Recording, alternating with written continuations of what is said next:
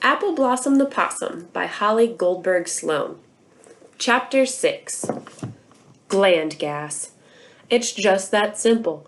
A possum can lift her tail and release foul air, and it gives her a better chance to survive when in danger. Playing dead is one thing, but smelling dead is another. It adds a whole other layer to a possum performance. The gland gas is a special effect, and a special effect can enhance even a very dull act. All of the A-babies now want to work every waking moment on their acting techniques, so for the next few days, the possums spend as much time as possible performing tense and scary scenes. And for the first time, Appleblossom excels. It turns out that being the easiest to frighten can come in handy. Once her brothers and sisters see how fun it is to make Appleblossom go numb, they all want to be a part of her show. On 7 different occasions, Appleblossom collapses to the ground, arms stiff in the night sky. She is terrific at fainting and releasing an awful smell, because to her, it's all real. Mama watches and is very proud. All of you should observe Appleblossom's technique. You will see that she is free and bold in her performing choices. She doesn't hold back. Great acting involves preparation and then an authentic response. Angie raises her hand. Could Appleblossom explain her process? Could she give us pointers? Appleblossom's face grows hot with embarrassment. I really can't say how I'm doing it. I keel over because I'm completely in the moment. Mama Possum gushes with excitement. That's how good you are! Actors find a way to be open to the world. They channel emotion, keep your eye on your little sister. She's going places. A week later, Mama Possum has a new lesson planned for her babies.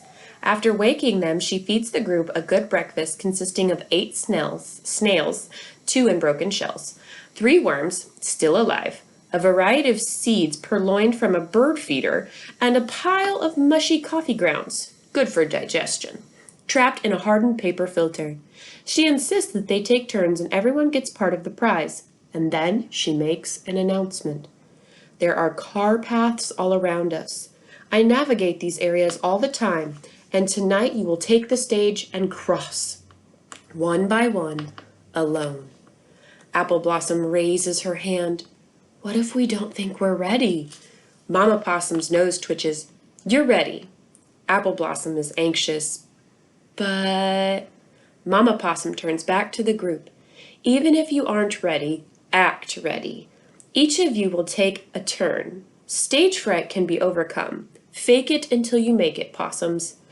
Appleblossom can't stop herself. She whispers to Antonio, I'm never crossing. Mama Possum hears her. You already have, many times, but you were in my pouch and didn't know what was happening. So it's true to say that you have all done this before. Antonio feels it's necessary to add, yes, but not by ourselves. Mama Possum tries to be patient. I remember the first time I crossed a car path. I was very afraid, but I did it, and you can do it. The most important thing about crossing is timing. Amlet tries to be the bravest performer and shouts out, I will make the first entrance. I'm not afraid of stepping out onto a car path. But instead of being pleased, Mama Possum looks angry. No, Amlet, you must be afraid. And for very, very good reason. A car is too large and too powerful for any possum to ever challenge. Playing dead doesn't work for these monsters. They run right over dead things. They even slam straight into each other. Amlet's nose twitches and his eyelids slit off in the distance. His chest isn't as puffy as before. If he's acting hurt, he's doing a good job. Mama Possum raises her tail and commands, form a line. Angie shouts with her trademark excitement, a chorus line? Mama Possum shakes her head. Not this time, Angie. Appleblossom moves to the back of the group as they assemble. Antonio takes the place right in front of her. Amlet stays in the front. After a lot of pushing and shoving, they manage to find some kind of order. Overhead, a full moon suddenly pokes through the clouds. It's so bright that Appleblossom can see her shadow, and it's shaking. Mama Possum glances up at the sky and mutters to herself, too much moon. but a moment later her eyes settle on the wide cement path. No cars can be heard, so Mama heads out into the open. She stops in the middle of the path and then rises up so that she's balancing on her back legs. The show must go on, now one at a time. Look both ways before you cross. Hamlet, you want to be first. Take this stage when you are ready. Appleblossom is too nervous to watch, so she turns her head and stares up into the night sky. Hamlet doesn't prepare. He doesn't center himself. He doesn't do a single breathing exercise. Or even look both ways. He just starts running. His whole body wiggles as he scrambles out into the wide cement path.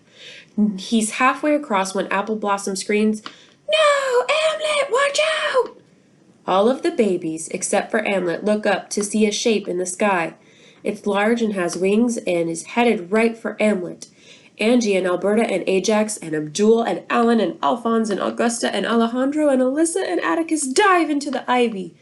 Antonio and Appleblossom hold hands and run into a drain pipe.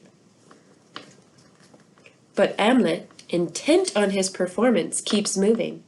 The moonlight reveals that the flying attacker's feet are bony, with hooked sharp ends. Right before they sink into Hamlet's spine, Mama throws herself on top of Hamlet and he slams to the ground. The claws of the villain come down on the back of a full-size possum, not a lightweight baby. Mama lets out a single, awful scream, and the flapping maniac lifts his head and releases. All is not lost. Stay tuned for Appleblossom the Possum, Chapter 7.